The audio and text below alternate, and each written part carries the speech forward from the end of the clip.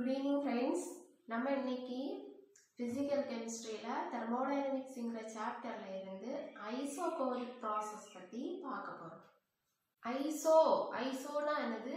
Same, constant, equal இதெல்லாம் மீனிங்குமே வரும்.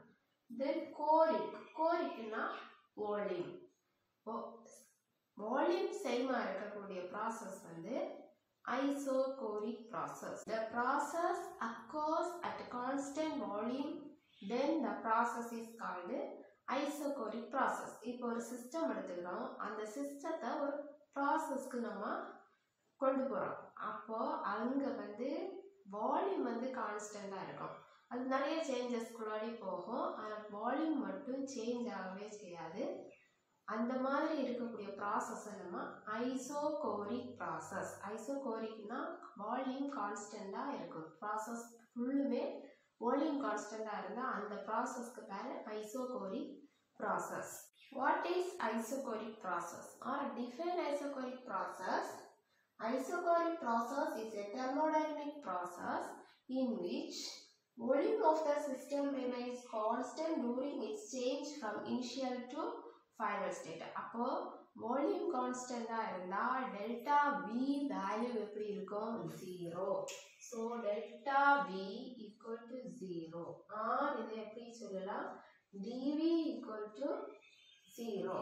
ஏன்னா அங்க volume constant. But temperature, pressure, internal energy that can be continued to be variable. ஆனால் இந்த temperature, pressure, internal energy இந்த terms எல்லாம் variable இருக்கும், சேஞ்ச் ஆகிட்டே இருக்கும். வால்யூம் மட்டும்தான் கான்ஸ்டன்டா இருக்கும். இந்த மாதிரி இருக்கக்கூடிய ப்ராசஸை வந்து நம்ம ஐசோகோரிக் ப்ராசஸ் அப்படின்னு சொல்லுவோம். ஐசோகோரிக் ப்ராசஸ் நடக்க அங்க நம்ம ஃபர்ஸ்ட் லா ஆஃப் தெர்மோடைனமிக்ஸை அப்ளை பண்ணும்போது, for first law of thermodynamics, if the volume is constant, there is no work done on the system or by the system. Volume constant இருந்தா அங்க வந்து work நடக்காது. What is the formula of first law of thermodynamics? Change in internal energy delta U equal to Q plus W. இப்போ இந்த W ங்கற value 0 அப்படின்னு சொல்றோம். ஏன் 0 அப்படின்னா டைனமிக் ப்ராசஸ்ல ஒரு வொர்க் நடக்குதுன்னா நம்ம ஒரு எக்ஸ்டர்னல் ப்ரெஷரை கொடுப்போம். தெர்மோடைனமிக்ஸ்ல பொதுவா நம்ம கேஸஸ்க்கு தான் சொல்லிட்டு இருக்கிறோம். அப்போ அங்க வந்து எக்ஸ்டர்னல் ப்ரெஷரும் வால்யூமும் சேர்ந்த, வால்யூம்னா ஸ்பேஸ், பொதுவா நம்ம ஒர்க்னு எழுதுறோம். Work is defined as the force is multiplied with displacement. இது ஒரு ஆப்ஜெக்ட்.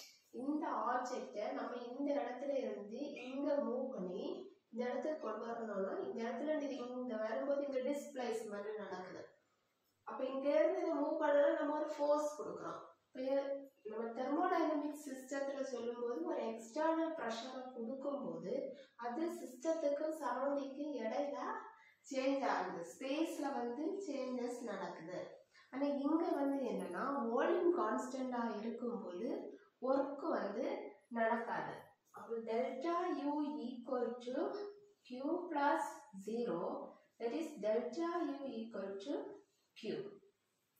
என்ன சொன்னா all the heat absorbed or released in the system is equal to its internal energy.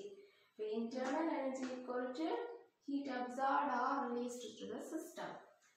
ஏன் இங்க வந்து வால்யூம் கான்ஸ்டண்டா இருக்கு. ஸோ ஃப்ரெண்ட்ஸ், இந்த வீடியோ செஷன்ல நம்ம ஐசோகோரிக் ப்ராசஸ்னா என்னன்னு பார்த்தோம். இந்த வீடியோ செஷன் உங்களுக்கு பிடிச்சிருக்கோம்னு நினைக்கிறேன். தேங்க்ஸ் ஃபார் வாட்சிங்.